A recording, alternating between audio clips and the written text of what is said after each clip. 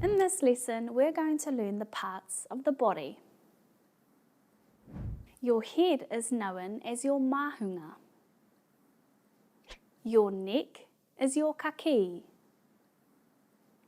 Your shoulders are your pakihiwi. Your chest is your poho. Your stomach is your puku.